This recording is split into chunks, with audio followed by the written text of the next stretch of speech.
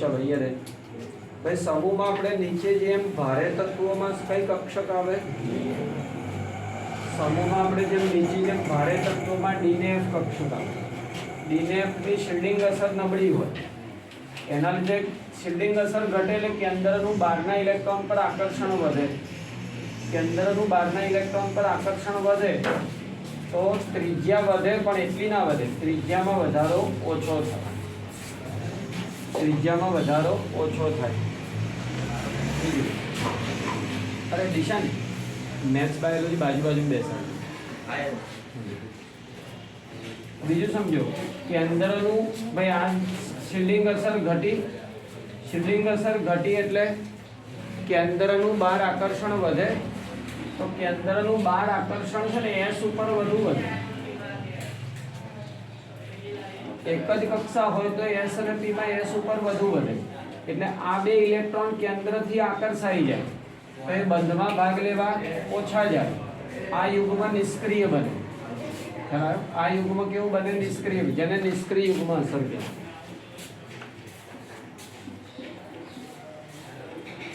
કેન્દ્રનું આકર્ષણ S ના બે ઇલેક્ટ્રોન પર વધુ લાગે એટલે S ના બે ઇલેક્ટ્રોન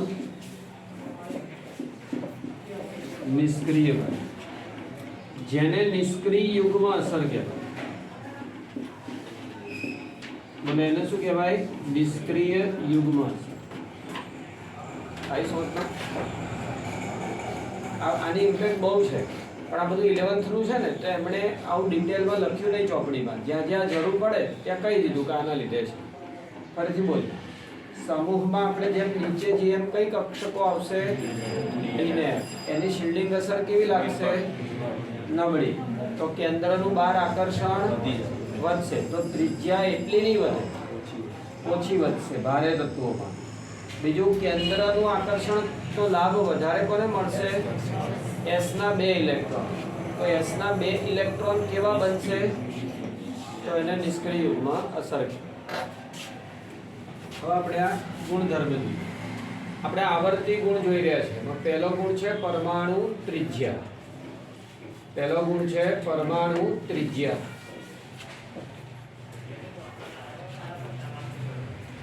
चलो परमाणु त्रिज्या बोलो समूह તમારે છે ને આને દોરીને આમ બનાવી દેવું દોરું જેવું બરાબર બાજુમાં સમૂહમાં નીચે જઈએ એટલે આમ તો પરમાણુ ત્રિજ્યા એન્ડ આયોનિક ત્રિજ્યા બંને બોલો શું થાય સમૂહમાં નીચે જતા પરમાણુના આયોનિક ત્રિજ્યા વધે કેમ વધે એનું રીઝન શું हाँ कारण के दरेक तबक्के नवा कोष उमेरा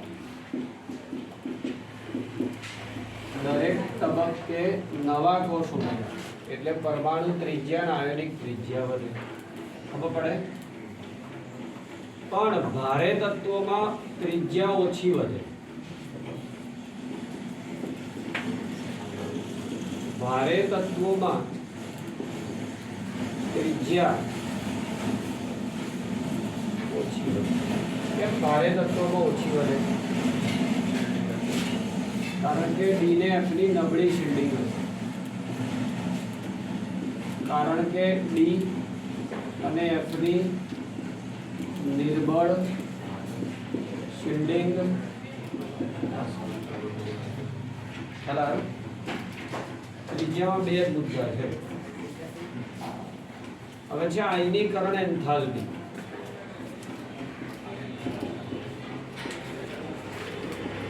આયનીકરણ એન્થાલ્પી કોને કહેવાય પરમાણુમાંથી ઇલેક્ટ્રોનને દૂર કરવા આપવી પડતી ઊર્જા પરમાણુમાંથી ઇલેક્ટ્રોનને રિમૂવ કરવા આપવી પડતી ઊર્જા આયનીકરણ એન્થાલ્પી એ બાહ્યતમ ઇલેક્ટ્રોન પર લાગતા આકર્ષણના સમપ્રમાણમાં बाह्यतम इलेक्ट्रॉन पर लगता आकर्षणना समप्रमाण बीजो गुणधर्म है आयनीकरण एंथाल्पी આયનીકરણ એન્થાલ્પી એટલે ઇલેક્ટ્રોનને દૂર કરવા આપવી પડતી ઉર્જા, અને આયનીકરણ એન્થાલ્પી બાહ્યતમ ઇલેક્ટ્રોન પર લાગતા આકર્ષણના કેવા પ્રમાણમાં હશે? સમપ્રમાણ. ચલો, સમૂહમાં નીચે જઈએ આયનીકરણ એન્થાલ્પી શું થાય? ઘટે. કેમ ઘટે? ત્રિજ્યા વધે. ભાઈ ત્રિજ્યા વધે તો બહારનો ઇલેક્ટ્રોન દૂર જાય, એના ઉપર આકર્ષણ ઓછું થાય એટલે આયનીકરણ એન્થાલ્પી ઘટે. સમૂહમાં નીચે જતા આયનીકરણ એન્થાલ્પી ઘટે. કેમ? ત્રિજ્યા વધે એટલે. આપણે જેમ જેમ સમૂહમાં નીચે જઈએ એમ ત્રિજ્યા, પરમાણુ ત્રિજ્યા વધે, જેના લીધે આયનીકરણ એન્થાલ્પી છે ઘટતી. બીજું, પ્રથમ આયનીકરણ એન્થાલ્પી એટલે પહેલો ઇલેક્ટ્રોન દૂર કરવા જરૂરી ઉર્જા. દ્વિતીય આયનીકરણ એન્થાલ્પી એટલે બીજો દૂર કરવા જરૂરી ઉર્જા. તૃતીય એટલે ત્રીજો દૂર કરવા જરૂરી ઉર્જા. પ્રથમ કરતા દ્વિતીય વધુ જ હોય, દ્વિતીય કરતા તૃતીય.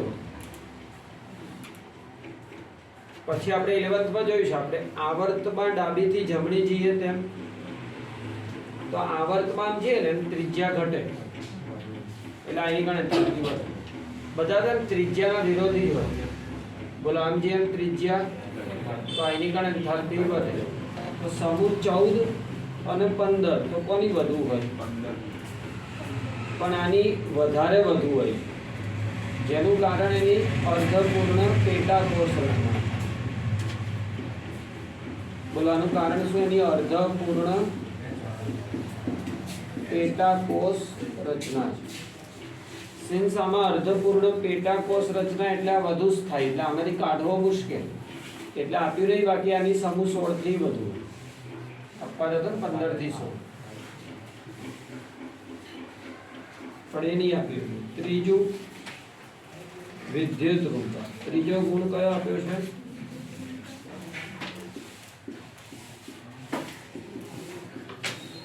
વિદ્યુત ઋણતા. તો ભાઈ સમજો કે વિદ્યુત ઋણતામાં શું થશે કે સમૂહમાં આપણે જેમ જેમ નીચે જઈએ, સમૂહમાં આપણે જેમ જેમ નીચે જઈએ વિદ્યુત ઋણતા ત્રિજ્યાથી વિરોધી હોય એટલે ઘટે. વિદ્યુત ઋણતા નીચે જતા ઘટે, અને ભારે તત્વોમાં ઓછી ઘટે. ત્રિજ્યા ઓછી વધે એટલે ભારે તત્વોમાં વિદ્યુત ઋણતા ઓછી ઘટે.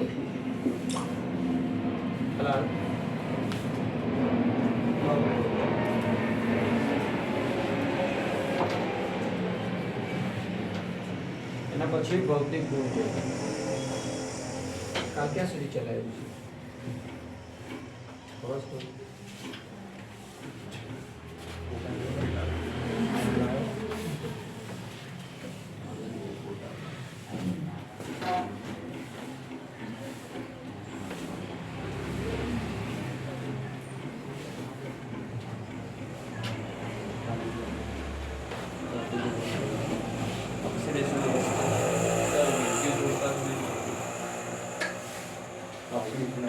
ऑक्सीडेशन अवस्था, भौतिक गुण. ऑक्सीडेशन अवस्था. चलो અહીંયા ને પહેલા ભૌતિક ગુણ સમજીએ. એમાંથી એમસીક્યુ પૂછાય. ભૌતિક ગુણમાંથી પણ શું પૂછાય? એમસીક્યુ. ભાઈ આ બધા તત્વો છે ને બહુ પરમાણવીય છે. બોલો, બહુ પરમાણવીય એટલે શું? આ તત્વો બહુ પરમાણવીય છે. બહુ પરમાણવીય એટલે એક અણુમાં બહુ બધા પરમાણુ. બહુ પરમાણવીય એટલે એક અણુમાં બહુ બધા પરમાણુ.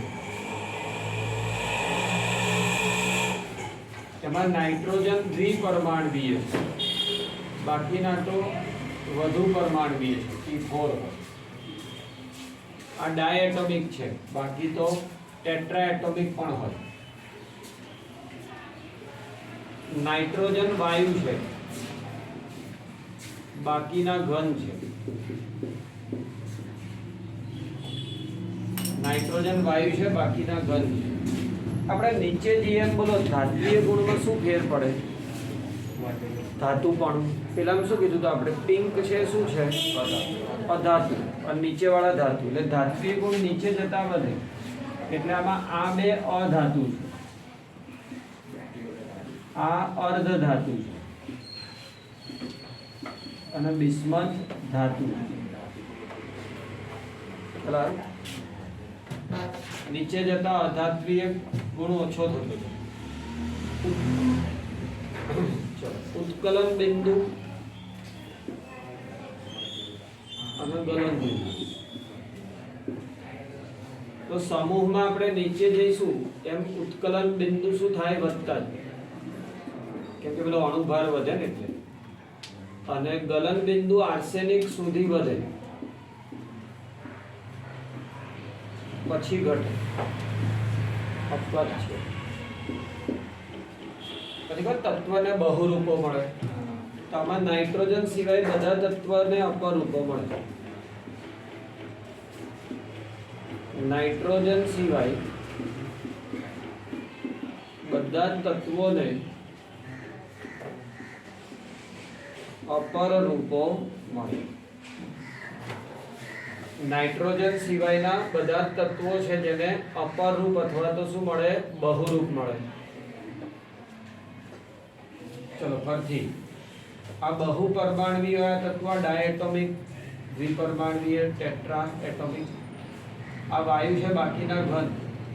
ઉત્કલન બિંદુ નીચે જતા વધે, ગલન બિંદુ આર્સેનિક સુધી વધે પછી ઘટે. નાઇટ્રોજન સિવાયના બધા તત્વોને અપરૂપો મળે. નાઇટ્રોજન એક જ સ્વરૂપે જોવા મળે. બસ હવે હવેનો ટોપિક છે ને અઘરો છે. અઘરોને યાદ રાખવા માટે 8મા ચેપ્ટર થિયરી તેમાં એક ટ્રીક આપું તમને અહીંયા. બધા જ સમૂહો છે ને એમાં ઓક્સિડેશન અવસ્થાનો એક ફકરો છે ને આ રીતે યાદ રહેશે, ધ્યાન આપજો. બધા જ સમૂહમાં એક મહત્તમ ઓક્સિડેશન આંક હોય.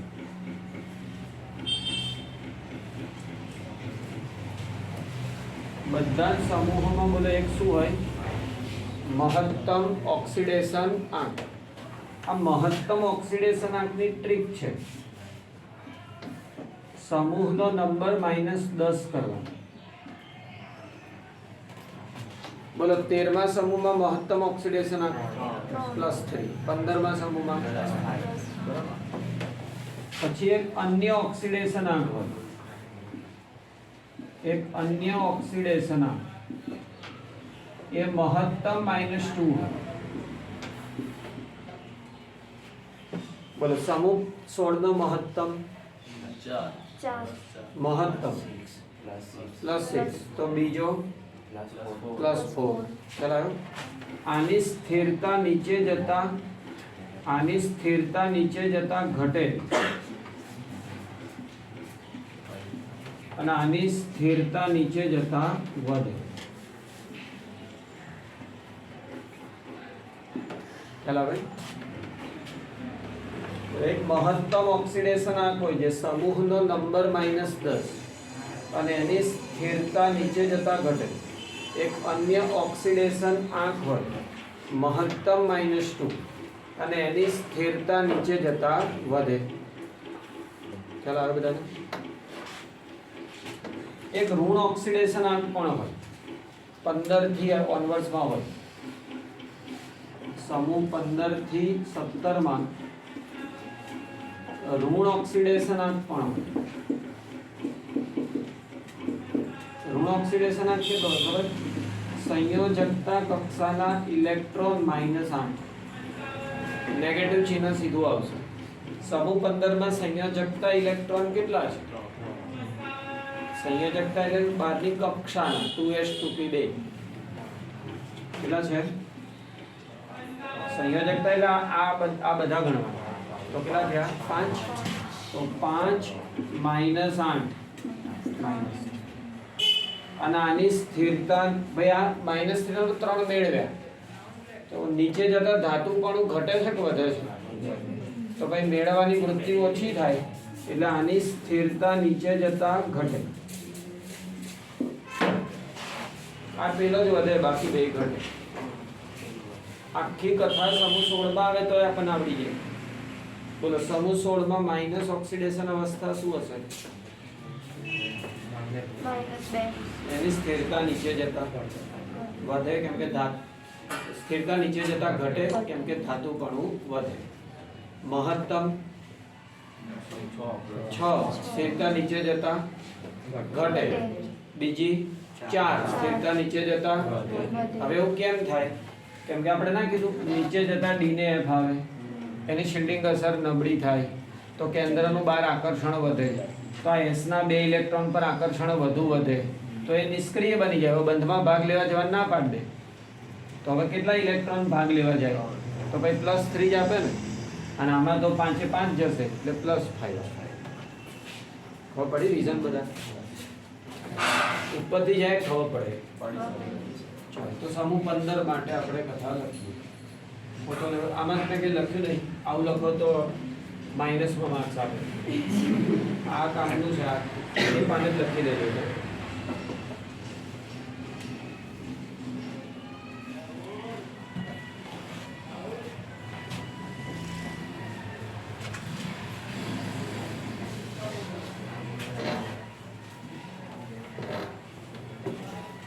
પેલું ચેપ્ટર વાઇઝ વેઇટેજ ને બધું મોકલ્યું છે ને ગ્રુપમાં, તો તમારે શું એમ જોઈ લેવાનું કે એમાંથી કેટલા માર્ક્સનું પૂછવાનું. એમસીક્યુ આપે છે, આમાંથી આટલા માર્ક્સના એમસીક્યુ, પછી વિધાઉટ ઓપ્શન આટલા માર્ક્સનું, વિથ ઓપ્શન આટલા માર્ક્સ, બધું આપે. ના ખબર પડે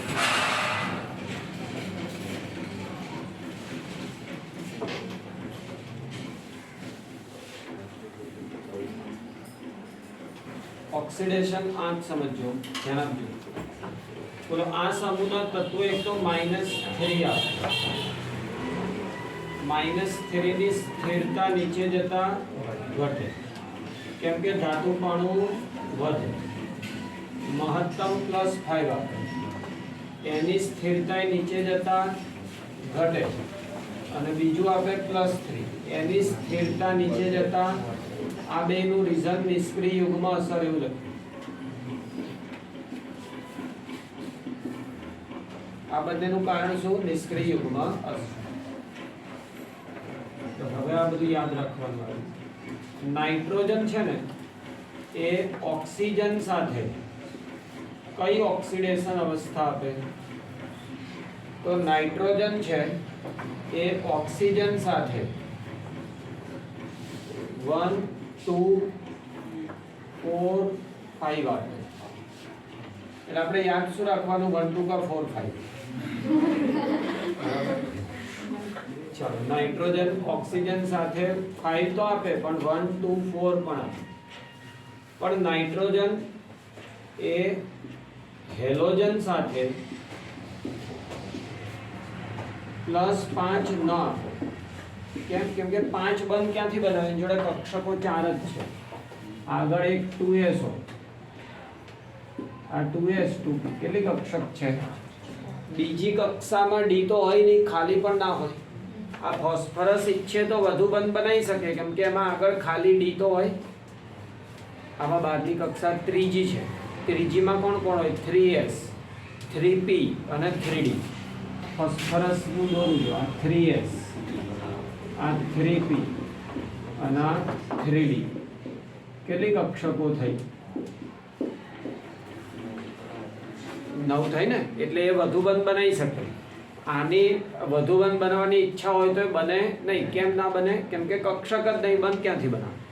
તો +5 ના આપે. તો સાહેબ ઓક્સિજન સાથે કેવી રીતે આપે? કેમ કે ઓક્સિજન તો ડબલ બોન્ડ બનાવી શકે ને, હેલોજન ડબલ બોન્ડ ના બનાવી શકે. ખબર પડે છે? આ N2O5 માં શું કરે? ડબલ બોન્ડ બનાવી જાય.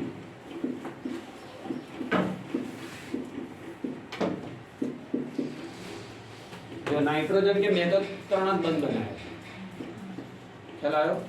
પણ ઓક્સિજને ડબલ બોન્ડ બનાવી લીધો ને એટલે ડબલ બોન્ડમાં વાંધો ના આવે. સમજાય? ક્લોરીન હોય તો કેટલા જોઈએ? 5. તો 5 અલગ અલગ એક એક બંધ બનાવે તો કક્ષક ક્યાંથી લાવે? ચલો અહીંયા કેટલા બંધ બન્યા? અને ટોટલ 4. 1 2 3 4. 4 તો બને. હવે શું મતલબ? ફોસ્ફરસ જે છે,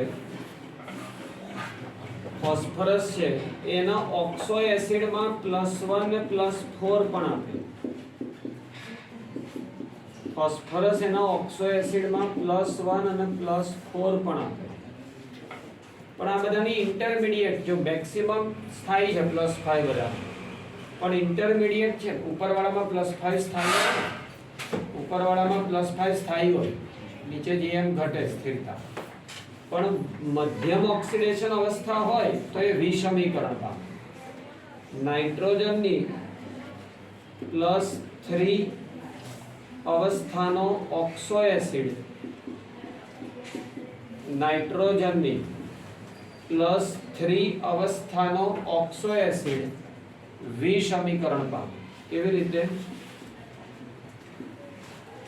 HNO2 નાઇટ્રોજનની +3 ઓક્સિડેશન અવસ્થાનો ઓક્સો એસિડ વિષમીકરણ પામે. કેવી રીતે? જો HNO2 આ વિષમીકરણ પામે. HNO3 2NOH2 વિષમીકરણ ખબર છે ને? +3 છે, સોરી +3, તો +3 માંથી બન્યો +5 નાઇટ્રોજનમાં +3 વિષમીકરણ પામે. ફોસ્ફરસની બધી જ મધ્યવર્તી અવસ્થાઓ વિષમીકરણ પામે. બધી જ મધ્યવર્તી અવસ્થાના ઓક્સો એસિડ -3 અને +5 માં વિષમીકરણ. એ લોકો ફિક્સ છે -3 અને +5. અમુક ને ઓક્સો એસિડ કોને કહેવાય? તો આ HNO3 લઈએ આપણે, એમાં આવું હશે ડબલ બોન્ડ OH, તો જેમાં મિનિમમ એક આ બંધ હોય અધાતુ જોડે OH, એક આ હોય ડબલ બોન્ડ, એને ઓક્સો એસિડ. જે એસિડમાં મિનિમમ એક XOH અને બીજો X ડબલ બોન્ડ હોય એને શું કહેવાય? Oxo acid. આ થોડું કોમ્પ્લેક્સ થઈ. નાઇટ્રોજન ઓક્સિજન જોડે 1 2 का 4 ખાય, હેલોજન જોડે 5 ના આપે, ફોસ્ફરસ 1 ને 4 આપે. નાઇટ્રોજનમાં +3 વિષમીકરણ પામે. ફોસ્ફરસમાં તો બધી મધ્યવર્તી અવસ્થાઓ વિષમીકરણ. નાઇટ્રોજન મેક્સિમમ કેટલા બંધ બનાવે? એટલે નાઇટ્રોજનની મહત્તમ સહસંયોજકતા 4 છે. સહસંયોજકતા એટલે સહસંયોજક બંધની સંખ્યા. નાઇટ્રોજનની મહત્તમ સહસંયોજકતા 4, એટલે મેક્સિમમ કેટલા બંધ બનાવે? 4. નાઇટ્રોજનની મહત્તમ સહસંયોજકતા 4 એટલે મેક્સિમમ બોલો કેટલા બંધ બનાવે? 4. પણ અન્ય તત્વોમાં D અવેલેબલ હોય એટલે 4 થી વધુ બંધ બનાવે.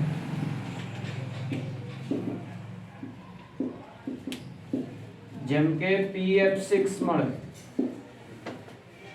આ એક MCQ છે કે PCl5 હોય ને એ જો ઘન અવસ્થામાં હોય ને તે આયનો ધરાવે. PCl4 plus PCl6 minus. તો આમાં મળી 6 બંધ. PCl5 ઘન દેખાય તમને તો એ આયોનિક હોય. જેમ NaCl માં Na પ્લસ Cl માઇનસ, એમાં PCl4 પ્લસ PCl6 માઇનસ હોય. આવો MCQ પૂછાયેલું છે.